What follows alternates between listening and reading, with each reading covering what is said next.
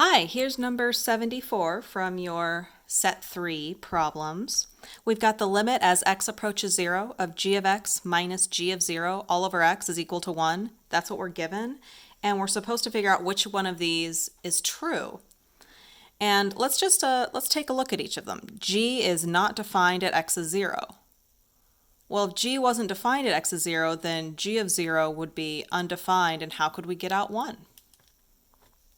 B, g is not continuous at x is 0. We also have a little bit of an issue there. C, the limit of g of x as x approaches 0 is 1. Well, we don't know that. I mean, here we have the limit as x approaches 0 of g of x, but we still have to subtract g of 0 all over x, and that equals 1. This is just, maybe, but probably not. Okay, and then D, g prime of 0 is 1. That looks pretty good to me because this looks a lot like the derivative. And g prime of 1 is 0. We have no info about that there because x is approaching 0. We have g of 0. We're getting out 1. There's no plugging in 1 for x happening at all there. Okay, so let's take a look at D. Oh, I forgot to cross that one off. Okay.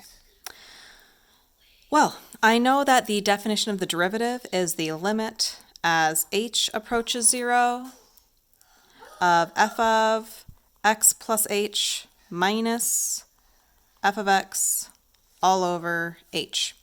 Okay. And that looks a lot like this, except it's saying, oh, x is approaching 0. Well, if I have x approach 0 instead, what if I put in x's for those h's? So it's x is approaching 0. And then we had an x here, we had an x here. But then this, we put zeros in those spots, and suddenly it looks just like this.